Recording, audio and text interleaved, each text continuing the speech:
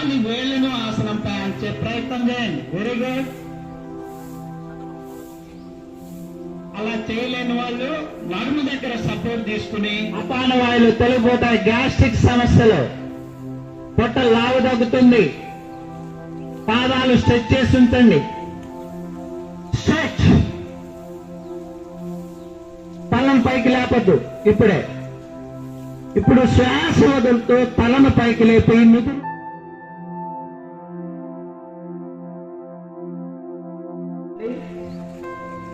రెండు చేతులు పొట్ట కిందకి తీసుకెళ్లి మోచేతులు పొట్ట కింద, అరచేతులు తొడల కింద ఉంచి తొడల వైపు ఉంచండి.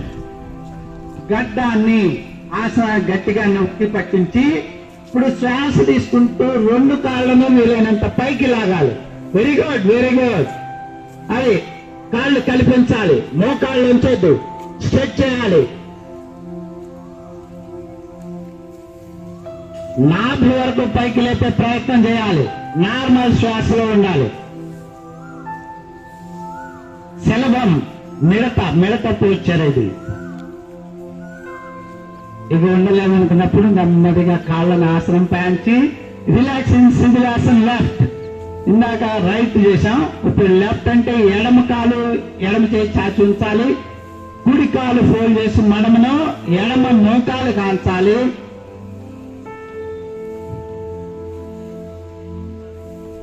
కుడి చేయిని ఫోల్డ్ చేసి ఎల్ షేప్ మాదిరిగా అర చేయి ముక్కుకు ఎదురుగా 4-5 అంగుళాల దూరంలో ఆసనం వైపు బోర్లించాలి.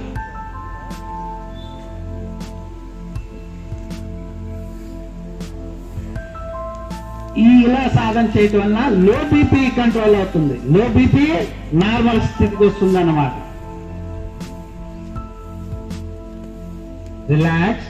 మీకు కొంచెం ఇబ్బంది అయినా అన్ని ఆసనాలు చెప్పాలి. ఎందుకంటే ఇంటర్నేషనల్ యోగా డే రోజు common programme, world wide common programme కాబట్టి అదే షెడ్యూల్ ని మనం కూడా నిర్వహిస్తున్నాం. నెక్స్ట్ ఆసనంలో మీకు ఆధారంగా వెళ్ళకిలా పడుకోండి. ఇటు స్లోప్ ఉంది, కొంచెం తల అటు పెట్టండి.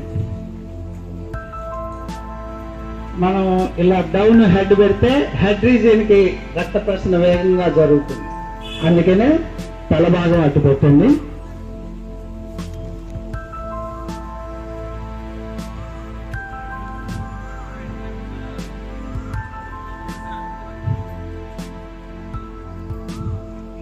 కాళ్ళు స్టేజ్ వైపు ఉంచండి, మీకు ఈజీగా అర్థం అవడానికి. ఎందుకంటే ఇటు సైడ్ డౌన్ ఉంది. పవన ముక్తాసనం సాధన చేద్దాం. ఆసనంలో వెలికాబలా పడుకోండి. రెండు కాళ్ళు ఫోల్డ్ చేసి పాదాలను సీటు దగ్గరికి తీసుకురండి. రెండు చేతులు మోకాళ్ళ దగ్గర ఇంటర్లాక్ చేయండి. Very good. అలా పొట్టకేసి నొక్కి పట్టుంచాలి. శ్వాస పూర్తిగా తీసుకోండి. శ్వాస పూర్తిగా తీసుకుని ఇప్పుడు పొట్టకేసి మోకాళ్ళతో ప్రెస్ చేయండి. శ్వాస తీసుకుని ఆపి ఉంచి ప్రెస్ చేయాలి. అపాన వాయువులు తొలగిపోతాయి. గ్యాస్ట్రిక్ సమస్యలు, పొట్ట లావు తగ్గుతుంది. పాదాలు స్ట్రెచ్ చేసి ఉంచండి. స్ట్రెచ్. తలం పైకి లేపద్దు. ఇప్పుడు శ్వాస వదులుతూ తలను పైకి లేపి నుదురు రెండు మోకాళ్ళ దగ్గరకు తీసుకొచ్చే ప్రయత్నం చేయండి. అట్లాగే నొక్కి పట్టించి ఉండగలిగినంతసేపు ఉండండి. నార్మల్ శ్వాసలో లాగుతుండాలి. పొట్ట భాగాన్ని వీలైనంత పైకి లాగుతుండాలి. అలాగే జెంటిల్స్ కూడా యాక్టివేట్ అవుతాయి. ఇది ఉండలేమనుకున్నప్పుడు నెమ్మదిగా వీపు భాగాన్ని, తర్వాత సీటు భాగాన్ని ఆసనంపై ఉంచాలి. రిలాక్స్. Very good. బాగా చేశారు.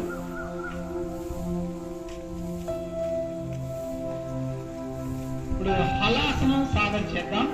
హల అంటే నాగలి షేప్ లో మన శరీరాన్ని ఆకృతి అలా ఉంటుంది కాబట్టి దీనికి ఆ పేరు. అలా హలాసనం పూర్తిగా చేయలేని వాళ్ళు అర్ధ హలాలు వెనక్కి తీసుకెళ్ళి కాలి వేళ్లను ఆసనంపై అంచే ప్రయత్నం చేయండి. Very good. అలా చేయలేని వాళ్ళు నడుము దగ్గర సపోర్ట్ తీసుకుని రెండు కాళ్ళను మీకు ఎంత వీలైతే అంత తలపై భాగానికి కానీ ఎంత వీలైతే అంత ప్రయత్నించండి. మనం యోగ సాధనలో ప్రయత్న లోపం ఉండదు, కానీ శక్తికి మించి కూడా చేయొద్దు, ఇబ్బంది పడద్దు. మన ఏజ్ ప్రకారం మనం తప్పదు కొన్ని, మన శక్తానుసారమే సాధన చేయి. Very good. నార్మల్ శ్వాసలో ఉండండి.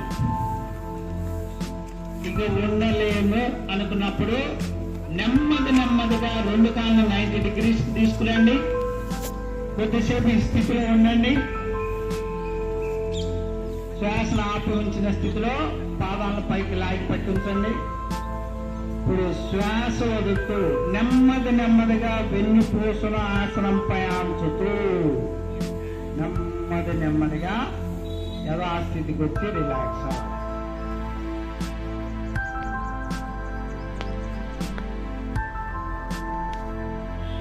పాయింట్ ఆఫ్ కాన్సన్ట్రేషన్ నాసికాగ్రం పైన ఉంచండి. ముక్కు చివరి పై భాగాన ధ్యాన కేంద్రం ముక్కు చివరి పై భాగాల నుంచి శ్వాసను గమనిస్తూ ఉండండి. మనం ప్రయత్నపూర్వకంగా శ్వాసక్రియలు జరపకూడదు. మన ప్రమేయం లేకుండానే శ్వాసక్రియలు జరుగుతూ ఉంటాయి, వాటిని గమనిస్తూ ఉండాలి. శ్వాస పైన ధ్యాస.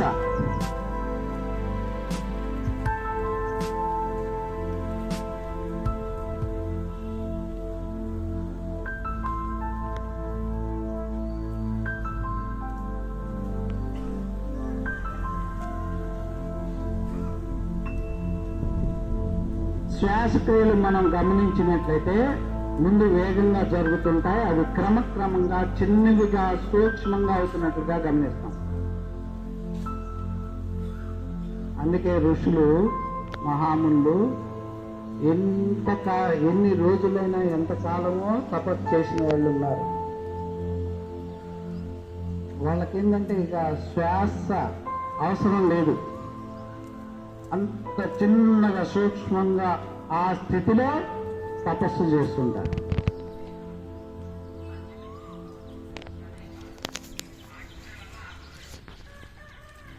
ఇప్పుడు ఆలోచనలు గమనిస్తుంది, ఆలోచనలు వస్తూ ఉంటాయి.